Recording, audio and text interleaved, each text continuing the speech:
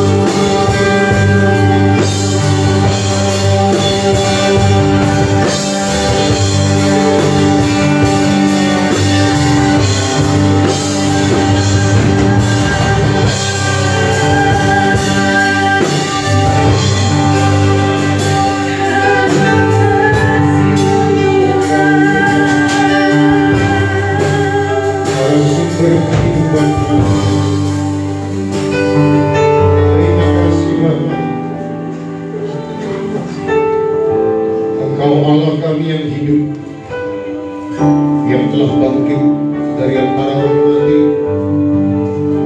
dan Engkau yang telah naik ke surga. Engkau memberikan kepada kami hidup yang kekal, dan kami bersyukur Tuhan pagi hari ini boleh memuji menyembah-Mu, memuliakan nama-Mu, memberikan persembahan korban yang harum bagi Tuhan. Terima kasih Bapa.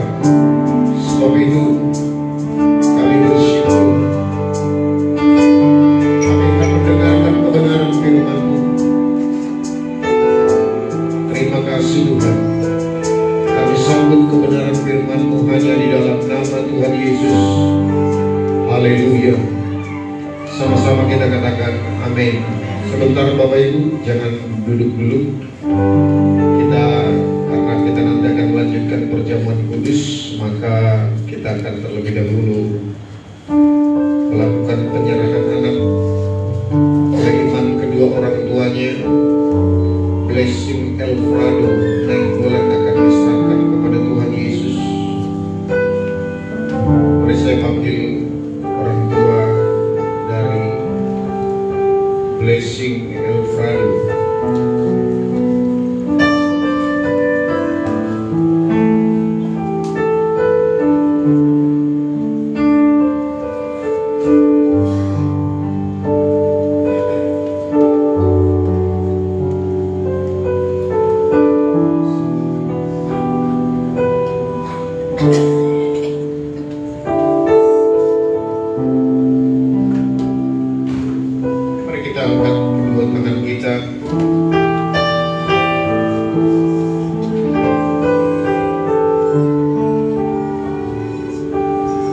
Depan-Mu ya Tuhan, di hadirat-Mu oleh iman kedua orang tuamu, Engkau Blessing Elfrado Nainggolan hari ini, seperti kebenaran firman Tuhan digenapi dalam dirimu, Engkau diserahkan kepada Tuhan menjadi milik kepunyaannya.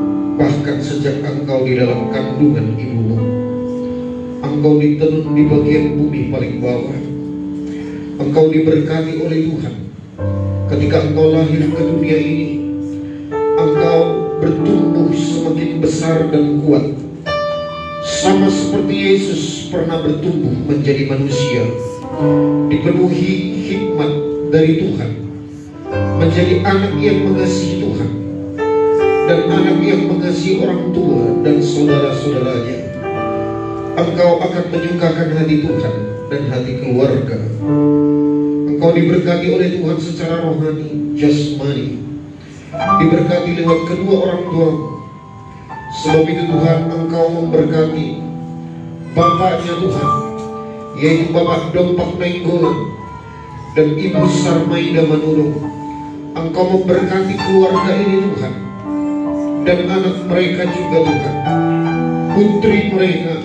Engkau memberkati keluarga ini, keluarga yang bertumbuh dalam pengenalan akan Tuhan, keluarga yang bertumbuh dalam kasih karunia Tuhan, dan boleh menjadi berkat bagi banyak keluarga-keluarga yang lain. Diberkatilah keluarga ini secara rohani, jasmani.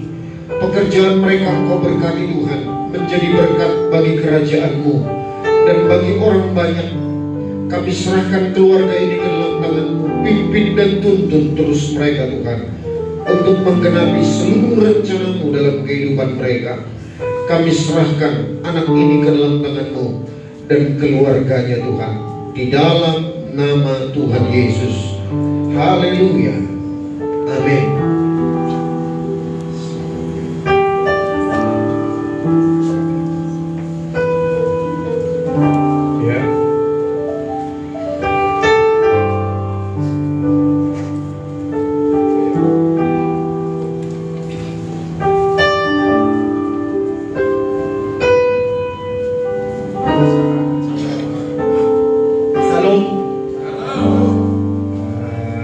Kami keluarga Nainggolan Boru Manurung bersuka cita di dalam Tuhan, terkhusus untuk hari ini kami mengundang saudara, ibu dan bapak terkasih untuk ucapan syukur makan bersama di dalam keluarga yang alamatnya di Kapling Seroja Blok M Dapur 12 nomor 12.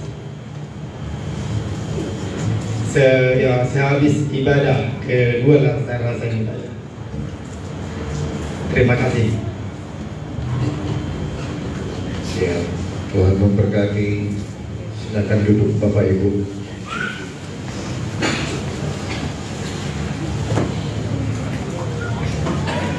Karena waktunya mepet hari ini, jadi hari ini tidak kesaksian ya, minggu depan aja. Waktunya mepet. Penggerahan anak perjamuan kudus ya, sabar ya Bapak Ibu ya. Minggu depan aja kesaksian tentang pelayanan penginjilan. Nah, saya pun sebenarnya karena terpengaruh kita mempersiapkan bakti sosial, jadi saya tidak perhatikan ternyata kepergian kami kemarin itu di tengah-tengahnya ada ibadah Paskah tanggal 7. Jadi setelah ditentukan, oh iya, jadi tanggal 7 itu di Bandua Mas, yang tadinya 4 kali ibadah jadi 5 kali ibadah juga. Jadi maaf ya, jadi kita melakukan perjamuan kudus hari ini, tidak apa-apa ya, karena itu cuma memperingati. Tetapi maknanya kita harus perlu ambil, sebab memperingati kelahiran, kematian, kebangkitan, dan kenaikan Tuhan Yesus tiap tahun kita lakukan, kita kerjakan, bahkan oleh gereja di seluruh dunia ini. Tetapi maknanya harus selalu baru setiap hari. Amin. Nah, jadi mari kita buka dengan cepat dulu Roma pasal 7 ayat 4. Saya anjurkan kepada kita Bapak Ibu membacanya dari ayat pertama. Ini berbicara tentang hubungan Kristus dengan jemaat, yaitu seperti hubungan suami istri. Ketika istrinya telah ditinggalkan oleh suaminya, ketika sudah meninggal, maka seorang istri bebas dari ikatan suami. Dikatakan seorang istri boleh menikah dengan pria lain yang tentunya juga bebas dari ikatan keluarga. Nah, demikian halnya kita ketika kita hidup dari perjanjian lama ke perjanjian baru. Kita bebas dari ikatan, yaitu hukum perjanjian lama, yaitu hukum Taurat. Lalu kita masuk kepada hukum perjanjian baru. Nanti kita lihat aplikasinya. Nah, kenapa saya teringat akan hal itu? Ini diberikan waktu ibadah di Barus Bandua Mas. Ini malamnya malah dikasih. Paginya saya bagikan di tadi di Pasar Kamis ya, Pasar Kamis Barus Bandua Mas. Tapi yang paginya di Bandua Masnya, di Bandua Masnya. Di Bandua Masnya saya bagikan, nanti akan saya rangkum. Yaitu banyak sekali kita gereja, bahkan kita disebut gereja perjanjian baru, tetapi masih banyak kita hidup seperti metode di gereja perjanjian lama. Nah, ini yang perlu kita kupas.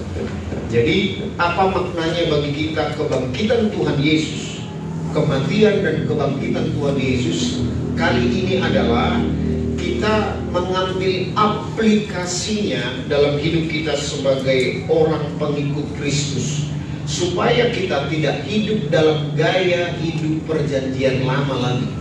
Contoh seperti apa yang saya bagikan berulang-ulang dalam Ibrani pasal 10 ayat 10 dan 14, bahwa kita dikuduskan sekali untuk selama-lamanya.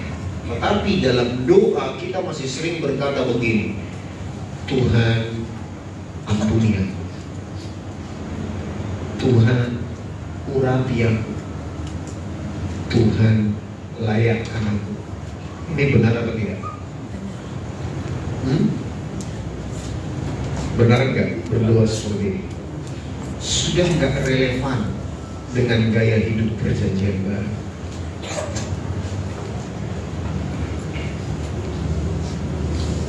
Kalau tujuan kita minta ampun, betul, kita harus minta ampun ketika kita jatuh dalam dosa, lalu diinsafkan oleh Roh Kudus akan kebenaran. Kita minta ampun, bertobat, menyesal, oke. Tetapi kalau kita minta ampun sama seperti yang dilakukan oleh umat perjanjian lama, yaitu minta ampun lewat imam besar sekali setahun berulang-ulang, itu sudah salah. Nah, coba bayangkan, ini data dari 20 tahun yang lewat ya, tapi ini sebagai data saja. Jumlah manusia orang Kristen di dunia ini 20%. Ya taruhlah sekarang 25%. Dari 6 miliar lah kurang, tapi sudah hampir mau mencapai 7 miliar.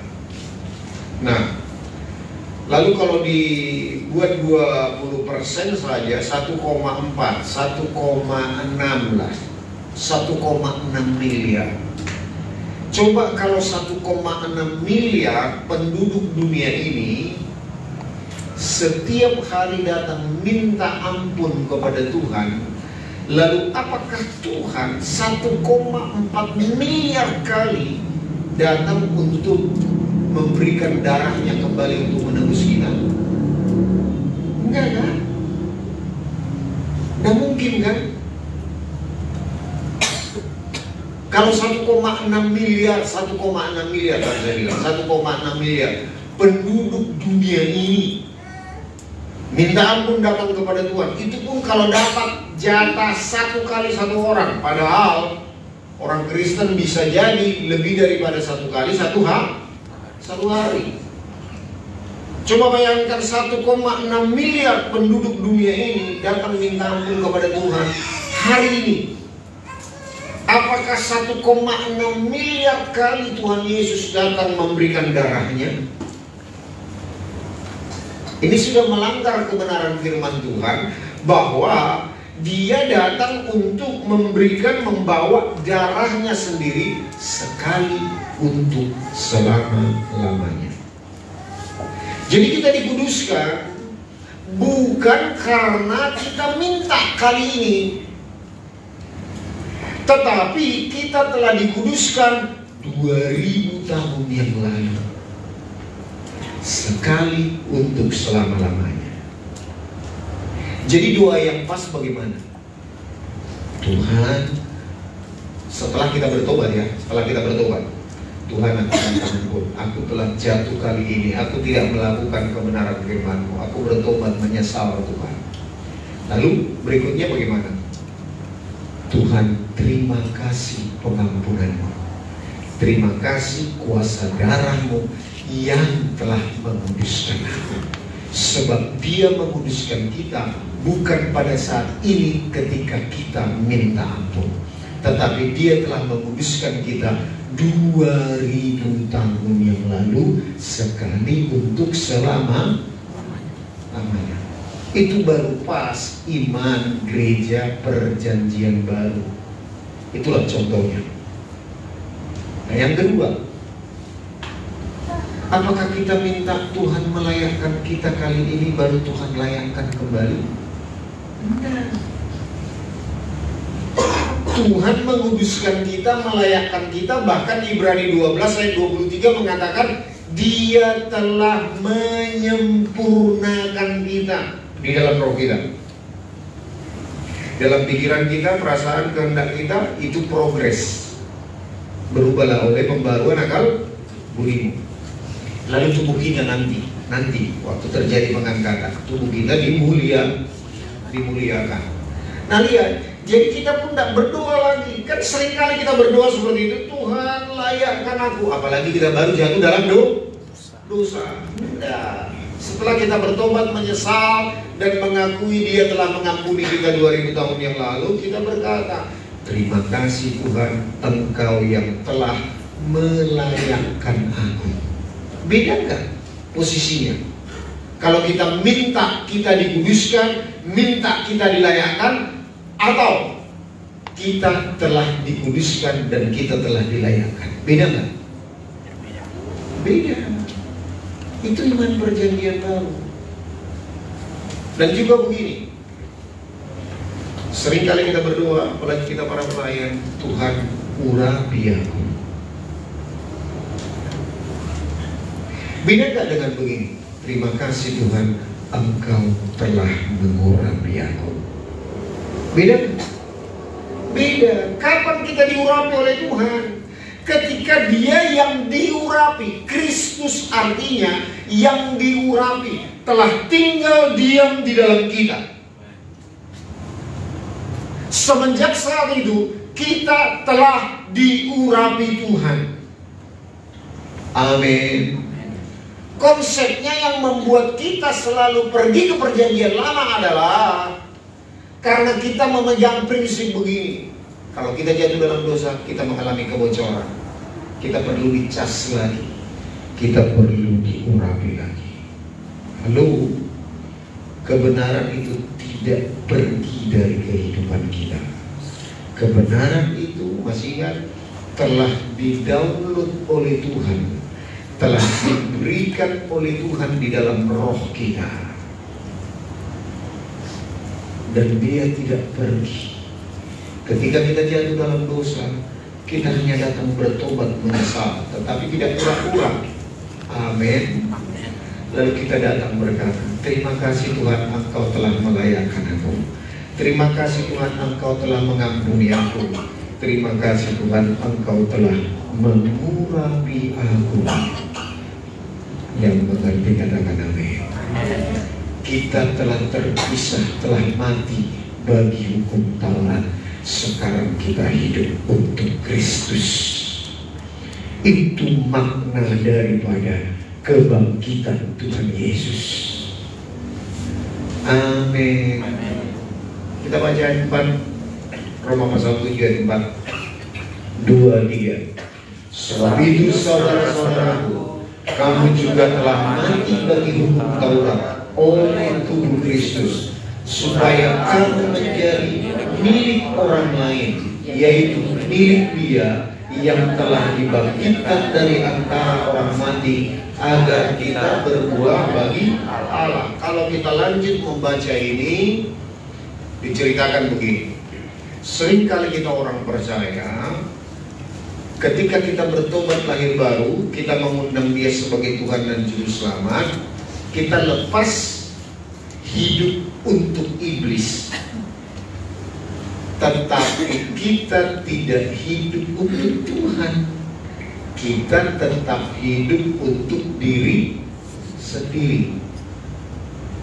Ini yang diingatkan oleh Paulus, supaya ketika kita bertobat lahir baru, kita bukan hidup untuk diri sendiri lagi, tetapi kita hidup untuk Tuhan. Nah, pertanyaannya, kenapa orang Kristen sangat sulit hidup untuk Tuhan, tetapi sangat mudah hidup untuk diri sendiri? Itu pertanyaannya. Sepakat enggak Bapak Ibu? Sepakat enggak? Orang Kristen banyak hidup untuk diri sendiri, tetapi sulit hidup untuk Dia, untuk Tuhan yang telah menebus kita. Sepakat enggak pertanyaan ini? Nah, sekarang bagaimana caranya supaya kita bisa hidup untuk Dia? Coba, kalau kita bekerja, kita kerja rata-rata berapa jam satu hari? 7-8 jam, ya? Nah, kita dituntut loyalitas pekerjaan kita. Lalu kita mau, kita loyal. Kalau kita diminta, misalkan lemburlah 1 jam, 2 jam, atau juga tambah jam kerja di hari lain, hari Sabtu, atau juga hari Minggu. Kenapa? Kenapa kita mau loyal hidup dituntut lebih daripada jam yang biasa? Kenapa? Kenapa Bapak Ibu? Karena perusahaan itu memberikan reward, penghargaan dalam bentuk gaji atau apapun. Betul nggak Bapak Ibu? Nah, kenapa kita hidup untuk Tuhan kurang greget, nggak mau hidup untuk Tuhan? Saya tadi walaupun lagu pujian saya menangis Bapak Ibu. Saya nangis betul-betul, saya diberkati dengan lagu Natal sekolah minggu ini. Saya benar-benar diberkati kata-katanya. Hidupku tak kompromi lagi. Itu yang saya renungkan hari-hari. Hidupku tak kompromi lagi. Tutur kataku adalah kata-kata firman Tuhan. Aku tidak kompromi lagi. Perkataanku adalah yang memerdekakan. Wow, itu kata-katanya begitu dalam Bapak Ibu. Kalau Bapak Ibu perhatikan perkataan-perkataan, kata-kata di dalam pujian itu sangat-sangat memberkati. Sebetulnya itulah gaya hidup kita untuk Tuhan. Hidup untuk Tuhan. Hidup untuk Tuhan. Bukan berarti kita stop. Bukan berarti kita stop untuk bersosialisasi, beraktivitas. Tetapi semua aktivitas sosialitas kita mengarah hidup untuk Tuhan saja. Amin. Nah, itu artinya kita telah putus hubungan dengan hukum Taurat. Oleh kematian Kristus, oleh tubuh Kristus, supaya kita menjadi miliknya.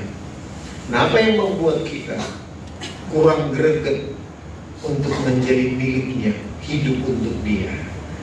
Karena kita tidak banyak diwahyukan atau juga diberikan kemerdekaan bahwa hidup untuk Dia itu adalah hidup yang sangat berharga.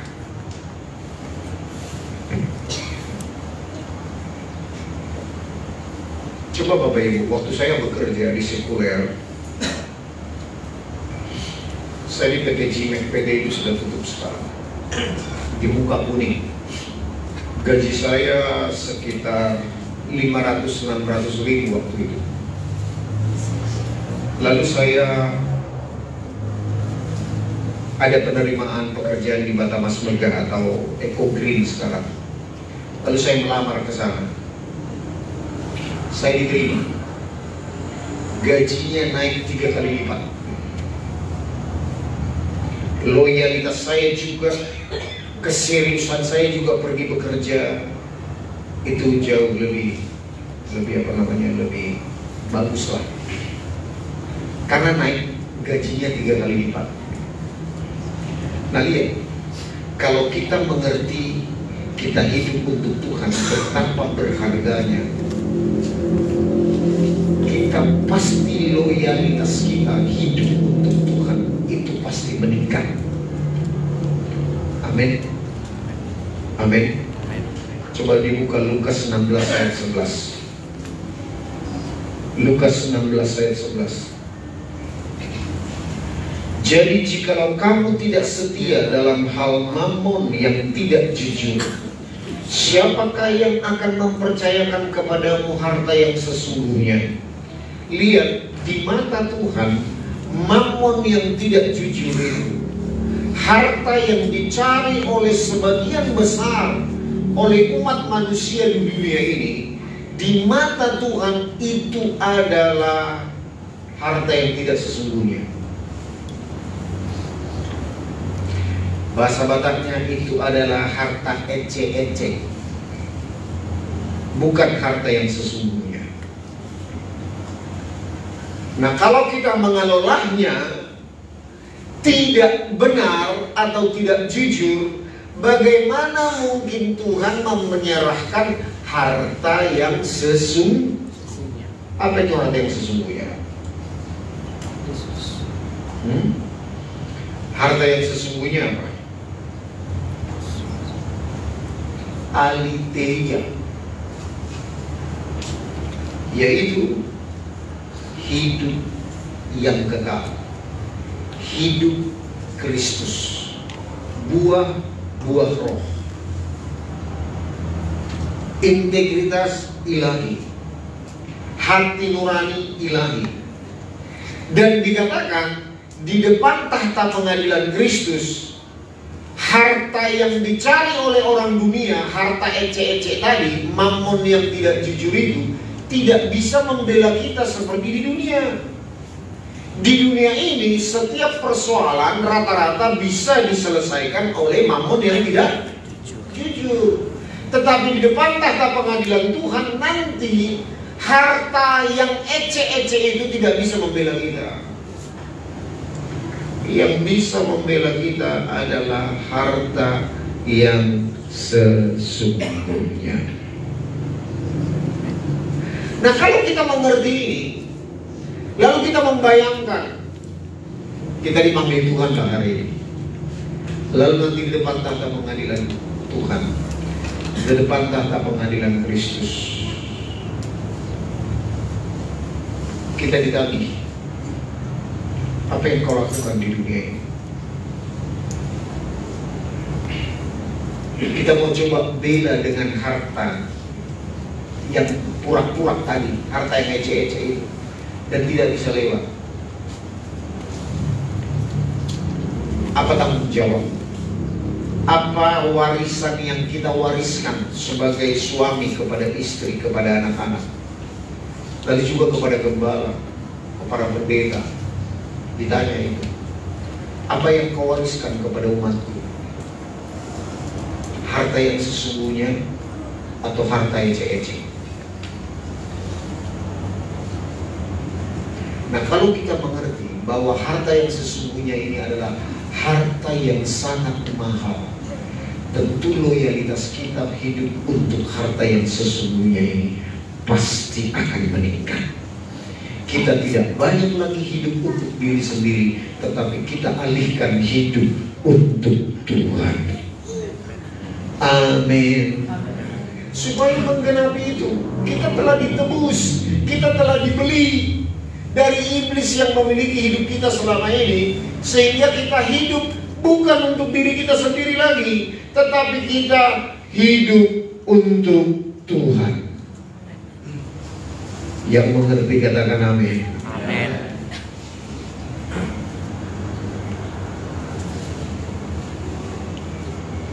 Jadi mari kita lihat bagaimana kita memperoleh harta yang sesungguhnya itu. Itu telah kita dengar dalam beberapa tahun ini. Kita telah mendengar. Nah, apa yang tanggung saya bagi tanggal 26, ibadah pertama, ibadah kedua, tidak, saya digantikan oleh Pak Aririn waktu itu karena saya harus berangkat. Nah, kita akan sambung lagi. Yaitu bagaimana cara mengeluarkan harta yang terpendam, harta yang sangat mahal itu, aliteia itu. Sebab ketika kita lahir baru, harta yang sesungguhnya itu telah di-download, telah diberikan di dalam roh kita. Dia telah tinggal di dalam hidup kita. Segala berkat rohani dalam surga yang telah Bapa sediakan bahkan sebelum dunia dijadikan, itu telah diberikan di dalam kita oleh kehadiran Tuhan Yesus dalam hidup kita. Amin. Di dalam roh kita. Jadi coba buka dulu Amsal 20 ayat yang kelima. Nah, sekarang bagaimana kita cara mengeluarkannya? Amsal 20 ayat 5. Kita baca sama-sama ya. 2, 3. Rancangan di dalam hati manusia itu seperti air yang dalam, tetapi orang yang pandai tahu menimbangnya. Dalam bahasa aslinya, rancangan di dalam hati manusia itu menerangkan bahwa rancangan itu adalah kebenaran firman Tuhan yang sudah pernah kita dengar menjadi rema dalam kehidupan kita. Siapa yang pernah dapat rema? Tentu kita semua pernah dapat. Amin. Itu yang saya sebut khotbah di dalam khotbah. Tuhan secara spesial berbicara kepada kita. Nah, Lalu itu dikatakan rancangan di dalam hati manusia itu seperti air yang dalam. Dia tersimpan di dalam roh kita. Karena dia sebetulnya sudah ada ketika kita menerima Yesus sebagai Tuhan dan Juru Selamat. Bukankah Kristus itu telah tinggal dalam hidup kita? Dan firman Tuhan mengatakan Kristus itu adalah hikmat yang benar.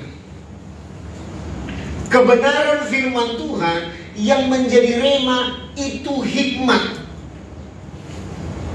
Itu yang dikatakan hikmat yang tersembunyi. Nanti Bapak Ibu baca 1 Korintus 2 mulai dari ayat 6 sampai ayat 16.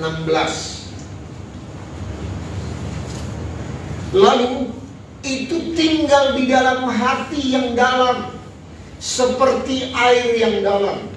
Dia ada di dalam hidup kita, di bagian roh kita yang paling dalam.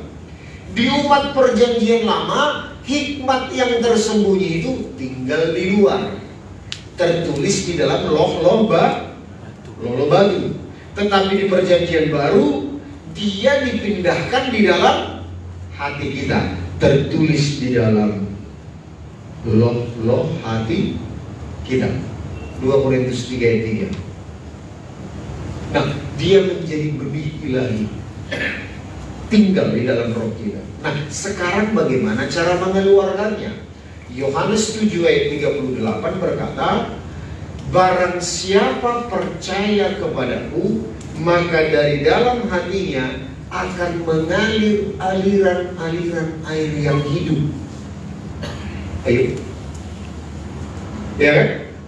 Barang siapa percaya kepadaku, seperti yang dikatakan oleh kitab suci, dari dalam hatinya akan mengalir aliran-aliran air yang hidup. Nah, siapa yang bisa mengalirkan aliran-aliran air yang hidup itu? Itu yang dikatakan Amsal 20 ayat 5 tadi adalah orang yang pandai, yang tahu menimbanya dan mengeluarkannya dari dalam hati kita. Sebab di dalam hati kita Tuhan telah memberikannya waktu kita lahir baru. Amin. Jadi kalau ditanya sama Tuhan, siapa di sini orang pandai? Ayo, siapa di sini orang pandai? Enggak ada yang berani yang kata.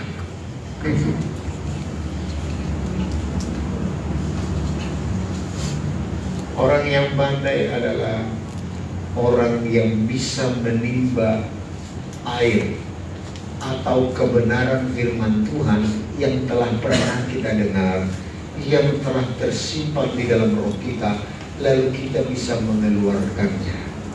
Itu orang pandai. Tetapi supaya lebih jelas kita tahu siapa orang pandai, mari kita ingat Matius pasal 7 ayat 24 sampai 27. Di mata Tuhan orang pandai bukanlah orang yang tamat S1, S2, S3. Tidak otomatis. Itu kepintaran secara psikologi. Tetapi menurut Tuhan, orang yang pandai atau orang yang bijaksana adalah begini: orang yang mendengar firman Tuhan dan mau melakukannya. Itu orang bijaksana. Sekalipun dia tidak tamat S1, tidak tamat S2, tidak tamat S3. Amin. Amin. Hikmat itu tidak kita peroleh di bangku kuliah, tapi di bangku kehidupan kita, dalam hidup kita sehari-hari. Hikmat yang dari atas, hikmat yang tersembunyi, yang tidak pernah didengar oleh telinga. Kalau kepintaran S1, S2, S3 itu didengar oleh telinga, kan? Yang tersimpan dalam hati manusia, yang tidak pernah timbul di dalam hati kita. Itu yang disebut hikmat yang dari atas, 1 Korintus 2 ayat 9. Nah, itu tersimpan di dalam hati kita. Bagaimana cara mengeluarkannya? Kita harus menjadi orang pandai. Kita harus menjadi orang yang bijak. Itu apa? Orang yang mau mendengar firman Tuhan dan melakukannya. Tidak cukup hanya mendengar. Amin. Nah, sama seperti yang saya katakan, kebenaran firman Tuhan itu tidak bisa dirasa-rasa atau dipikir-pikir. Tidak bisa bergantung oleh keadaan. Misalkan tindakan kasih. Kasih itu tidak terpengaruh oleh situasi. Tidak sama dia dengan jatuh cinta. Tidak sama dia dengan kasih philia, storge, dan juga kasih eros. Tidak sama. Kasih agapao yang diberikan oleh Tuhan, yang Tuhan suruh kita kembali kepada kasih yang semula, yaitu kasih agapao, itu tidak bergantung kepada situasi, tidak tergantung kepada pikiran perasaan, tidak bergantung kepada keadaan yang di luar, tetapi dia bergantung kepada yang di dalam. Nah, bagaimana caranya kita mengalirkan kasih yang sudah diberikan oleh Tuhan di dalam hati kita? Kita harus mengambil keputusan untuk melakukannya. Kita tidak mengambil keputusan karena bergantung kepada situasi. Contoh, kalau kita disuruh mengampuni orang lain, memberkati orang lain, nah lihat, pikiran kita, dalam hati kita, dalam pikiran kita akan terlintas begini, enak kali dia. Siapa dia? Kok dia yang salah? Saya kok disuruh Tuhan minta ampun. Kok dia salah? Kok saya minta maaf? Yang harusnya dia kan yang harus minta maaf. Kita termakan omongan iblis selama ini dengan bertanya, enak kali dia. Padahal firman Tuhan mengatakan yang enak itu siapa? Yang enak itu siapa? Berbahagialah orang yang mau dianiaya karena Kristus, karena firman Tuhan. Jadi yang enak itu bukan dia. Yang enak itu adalah kita yang mau melakukan firman Tuhan, yang kita mau tetap mengasihi pasangan kita. Amin. Walaupun pasangan kita belum berubah, kita harus tetap mengasihi dia. Kita harus tetap tunduk kepada suami. Yang enak itu bukan yang belum berubah, tetapi kita yang sudah berubah. Nah lihat, kembali kepada Amsal pasal 20 ayat 5 tadi. Rancangan di dalam hati manusia seperti air yang di dalam, tetapi orang yang pandai tahu menimbanya. Bagaimana cara menimbanya? Dari bahasa aslinya dikatakan orang yang bisa menundukkan cara berpikirnya yang egois. Lalu waktu kita disuruh Tuhan mengampuni orang lain, lalu kita berkata, pikiran kita muncul di dalam pikiran, di dalam hati kita, enak kali dia, kok dia yang salah, aku minta maaf. Kita harus bisa menundukkan pikiran kita tersebut. Makanya dikatakan, berubahlah oleh pembaruan akal budimu, supaya kamu mengerti apa yang baik, yang berkenan, dan yang sempurna. Roma 12 ayat 2. Amin. Bagaimana caranya kita supaya bisa mengerti kehendak Allah? Kita harus melakukannya. Kita harus mengambil keputusan untuk melakukan kebenaran firman Tuhan. Itulah dikatakan orang yang bijak. Amin. Kan hanya di sini aja sebetulnya kegagalan kita orang percaya mengikuti Tuhan. Hanya di sini saja. Waktu kita mengalami proses, waktu kita mengalami masalah, Ini yang kedua, yaitu kita seringkali orang Pentakosta karismatik ini paling suka langsung menengging masalah, paling suka langsung menengging persoalan. Padahal definisi daripada masalah atau persoalan adalah dilemparkan semakin dekat kepada tujuan. Itu definisi daripada masalah atau persoalan. Waktu kita dapat masalah, ada dua sumbernya. Satu ujian dari Tuhan, satu pencobaan dari iblis. Kalau ujian dari Tuhan adalah membongkar kita lewat masalah itu supaya kita semakin diperbaiki, dibangun. Tetapi kalau pencobaan dari iblis, membongkar, masalah itu datang membongkar kita, tujuannya adalah untuk menghancurkan kita. Itu bedanya.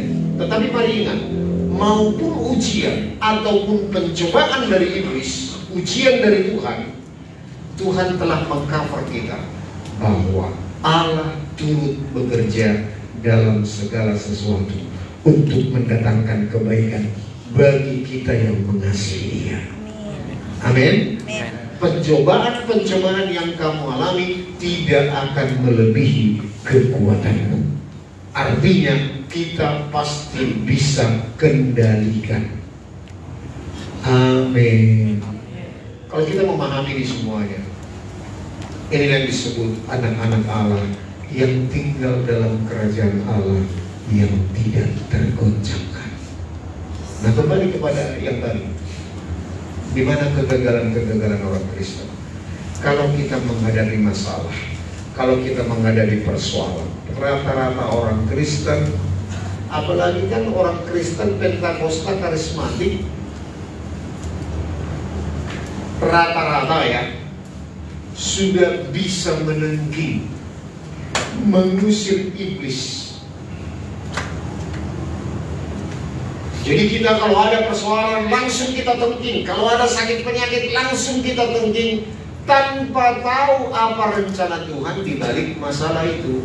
Sebab kalau kita kembali kepada definisi masalah, masalah adalah dilemparkan supaya semakin dekat kepada tujuan. Artinya lewat masalah itu Tuhan kehendaki kita semakin dekat kepada tujuan. Jadi artinya masalah itu adalah menjadi berkat bagi kita.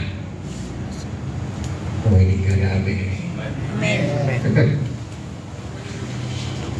Kalau kita melihat dari kacamata Tuhan yang menciptakan kita, berarti setiap masalah adalah jalan Tuhan untuk memberkati kita. Amin. Ini masalah bukan karena kesalahan kita. Ada nggak masalah karena, bukan masalah karena apa namanya, karena kesalahan kita? Ada nggak? Masalah datang karena kesalahan kita, oke, kita bertobat menyesal, ya, itu sudah nggak perlu kita bahas lagi. Kita tinggal bertobat menyesal, meninggalkan itu, oke. Nah, tetapi ada nggak masalah yang bukan karena kesalahan kita? Nah, ini yang selalu didengung-dengungkan bagi orang Pentakosta karismatik. Ngikut Tuhan itu pasti diberkati, ngikut Tuhan itu pasti selesai semua masalah. Itu yang kurang sempurna pemberitaannya. Benar nggak diberkati? Benar, tetapi bukan penting masalah. Yang terutama adalah kita harus tangkap apa isi hati Tuhan di balik masalah dan persoalan ini. Nah, mari kita review lagi. Matius 13 ayat 21. Ada nggak masalah yang bukan karena kesalahan kita? Ayat 21. Matius 13 ayat 21. Kita baca. Tetapi ia tidak berakar dan tahan sebentar saja. Apabila datang penindasan atau penganiayaan karena firman itu, orang itu pun segera murtad. Inilah jenis masalah karena bukan kesalahan kita, tetapi karena apa? Karena firman. Kita mendengarkan firman Tuhan pagi hari ini. Siap-siap keluar dari ruangan ini, kita akan menemui masalah karena firman yang telah kita dengar. Amin. Amin. Halo. Bukan karena kesalahan kita, tapi karena firman yang telah kita dengar. Bapak Ibu siap? Kalau enggak jadi orang murtad. Bapak Ibu siap? Siap. Karena di sini letak kegagalan orang Kristen ini yang jarang diajarkan, yang selalu ingin menengking masalah, menengking persoalan, menengking sakit penyakit.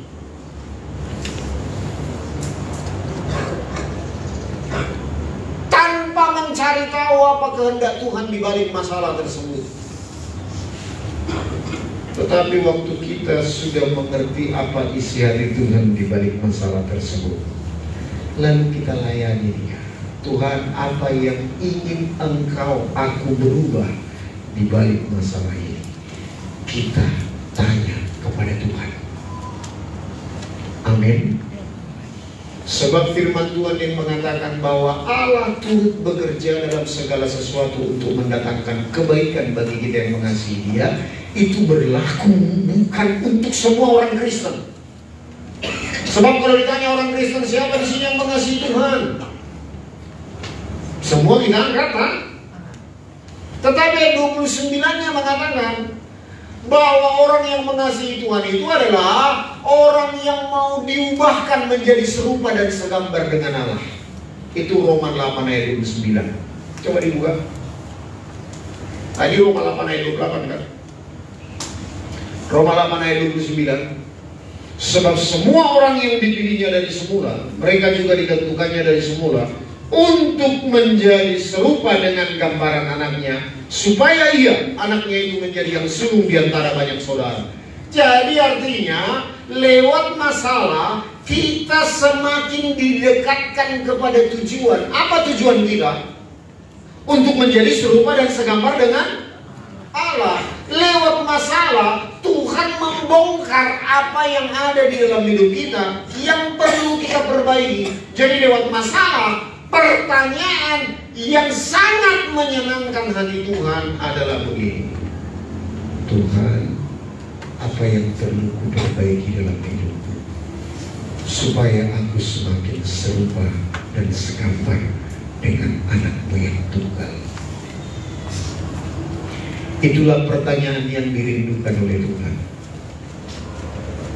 Tetapi kita seringkali bertanya, Tuhan, kenapa masalah ini datang kepadaku? Tuhan, sampai kapan masalah ini?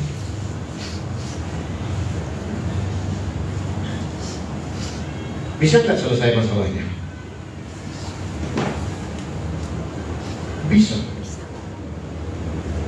Tapi kehendak Tuhan bisa nggak terpilih?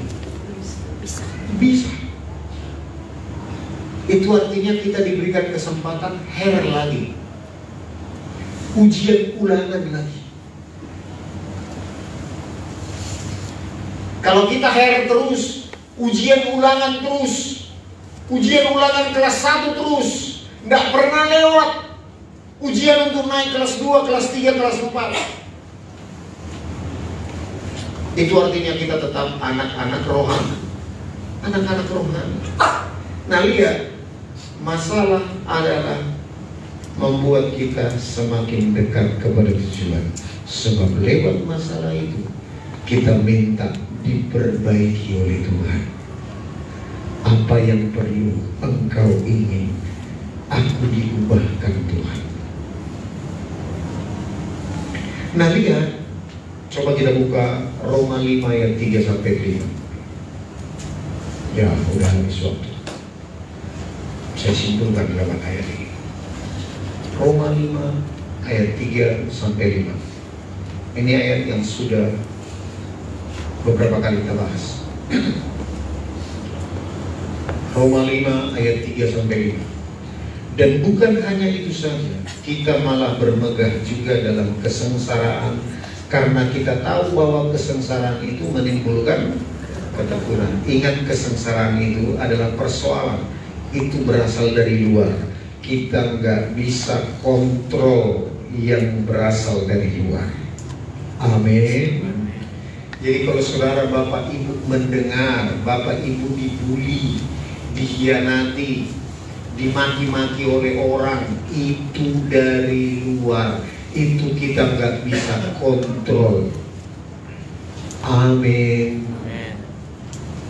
Yang bisa kita kontrol adalah menimbulkan ketekunan. Ketekunan itu berasal dari dalam.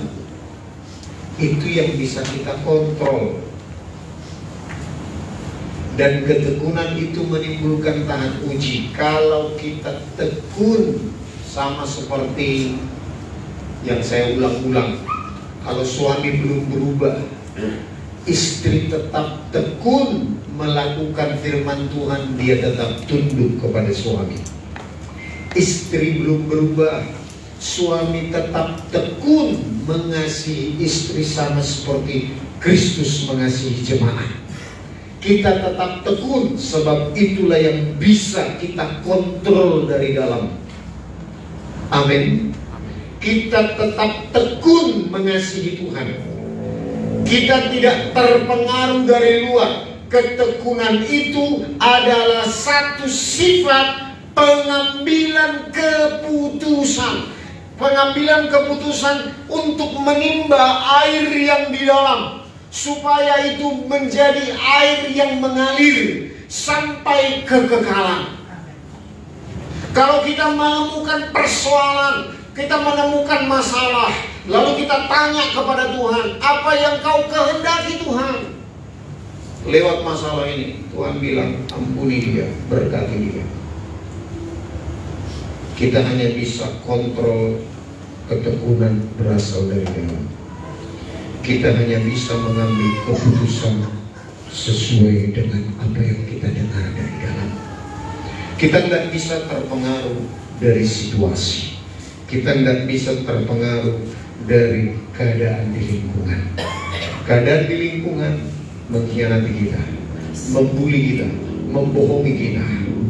Tetapi keadaan dari dalam, Tuhan berkata, ampuni dia, berkati dia. Akan datang aniaya karena firman itu. Lalu kita mengambil keputusan. Amin. Kalau kita tetap tekun mengambil keputusan untuk tetap melakukan firman Tuhan, maka muncullah yang disebut tahan uji. Tahan uji itu adalah karakter ilahi. Itulah hidup yang kekal yang Tuhan tawarkan. Itulah tahan uji yang disebut, aku tidak mau kompromi lagi. Saya sangat merindukan kata-kata dalam pujian itu digenapi dalam hidup saya. Tidak ada lagi yang berharga dalam hidup ini. Tidak ada lagi. Aku tidak mau kompromi. Aku tidak mau hidup di luar perkataan-Mu Tuhan. Itulah harta yang tersembunyi, yang harus kita keluarkan, dan hanya orang pandai yang bisa mengeluarkannya. Amin. Orang yang bijaksana adalah orang yang mau mendengar firman Tuhan dan mau melakukannya. Itu di mata Tuhan orang bijaksana.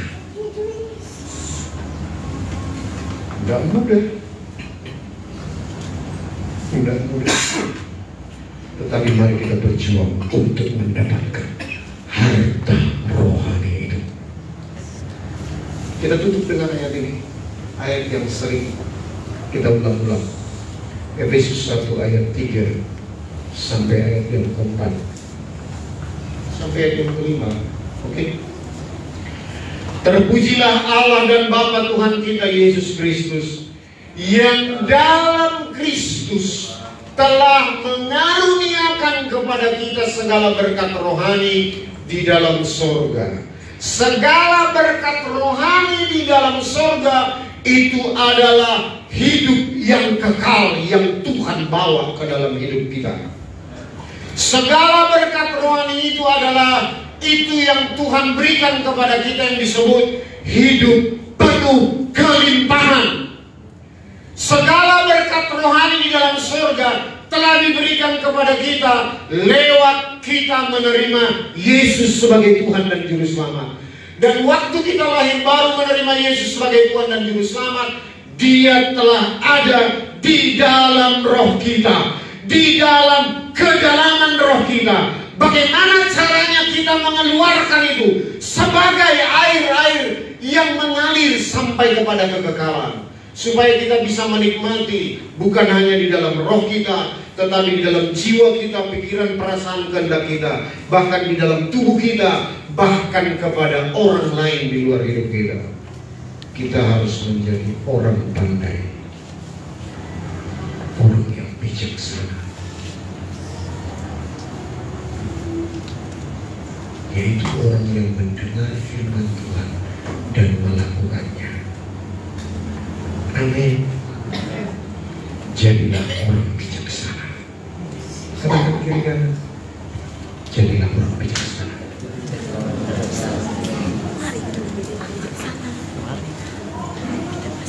Jadi kasih itu pengambilan keputusan, bukan bergantung situasi. Kebenaran firman Tuhan, segala berkat rohani itu ada di dalam kita. Itu pengambilan keputusan. Pengambilan keputusan bukan tergantung kepada pikiran, perasaan, kehendak. Bukan sifatnya dari luar, tetapi dari dalam. Dan hanya itu yang bisa kita kontrol. Ketekunan yang menghasilkan tahan uji. Tahan uji itu adalah karakter ilahi, hidup yang kekal yang Tuhan tawarkan. Dan mari ingat, hanya ini yang bisa membuat kita lewat dari tahta pengadilan Tuhan, yaitu harta yang sesungguhnya. Amin.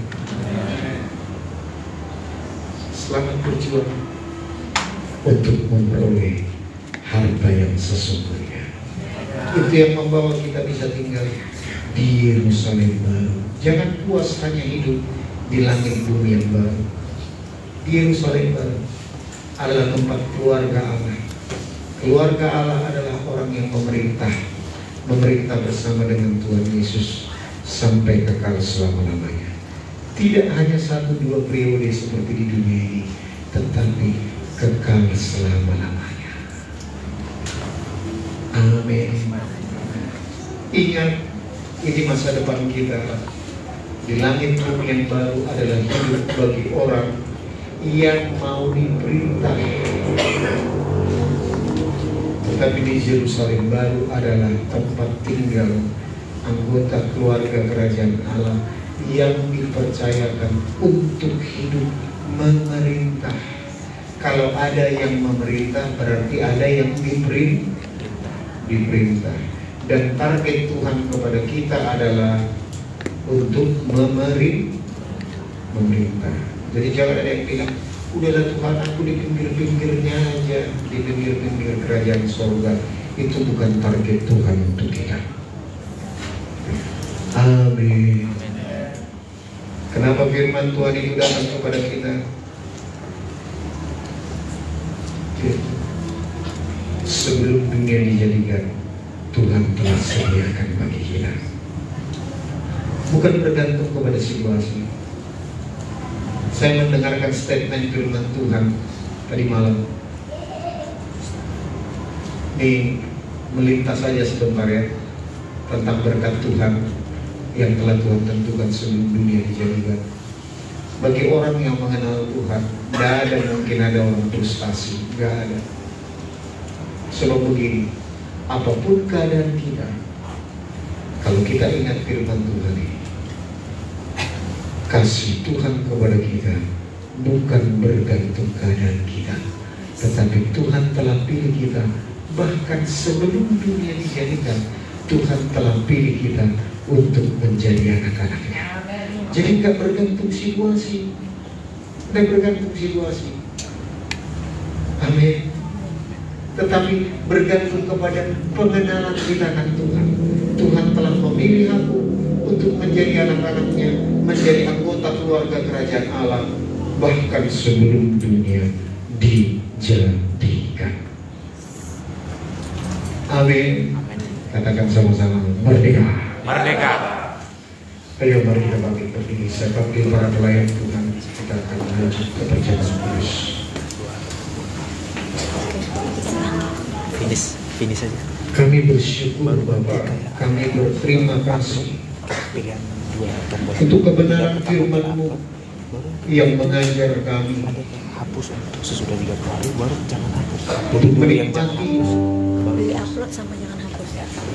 berkat daripada kebangkitan-Mu, kematian-Mu di kayu salib, supaya kami tidak hidup seperti umat perjanjian lama lagi. Kami hidup melakukan kebenaran-Mu bukan lagi karena ingin diberkati, bukan lagi karena takut dihukum, tetapi karena kami mengasihi Tuhan.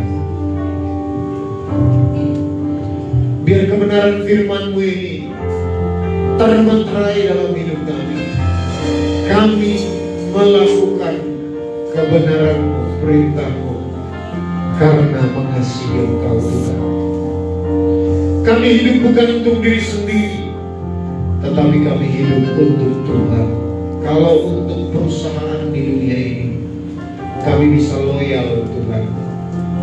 Biar kami memperoleh pengertian hari ini. Kami hidup untuk Tuhan. Kami loyal hidup untuk Tuhan, karena kami menyadari Engkau yang telah mati bagi kami. Terima kasih Bapak. Sebentar kami akan melakukan perjamuan kudus bersama dengan Engkau Tuhan.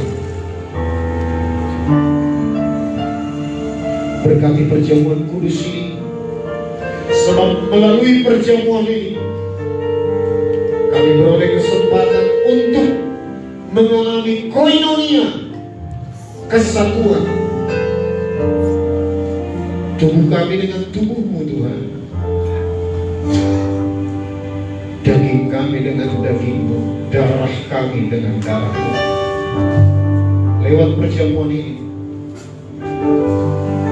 kami diikat oleh kasih sebagai mempelai wanita,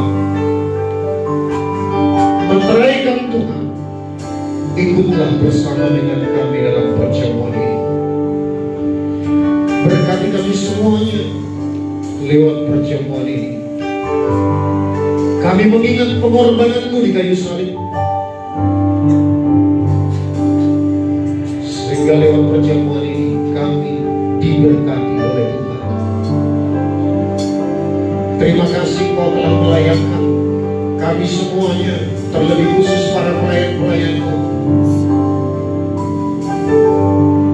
yang melayani kami dalam perjamuan ini. Terima kasih Tuhan. Terima kasih Bapa. Kami bersyukur mau menikmati tubuh dan darah lewat perjamuan ini. Di dalam nama Tuhan Yesus. Mari